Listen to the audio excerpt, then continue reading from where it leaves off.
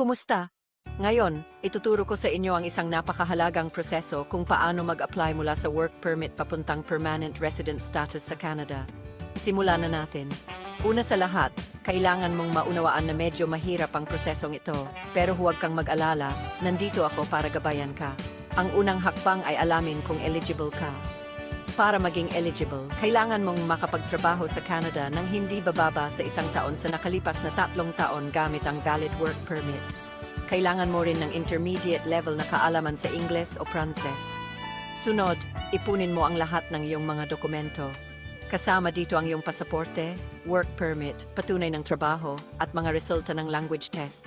Magandang ideya na ihanda at isaayos ang mga dokumentong ito para maiwasan ang anumang pagkaantala. Ngayon, kailangan mong gumawa ng Express Entry Profile. Pumunta sa website ng Government of Canada at sundin ang mga tagubilin para makagawa ng iyong profile.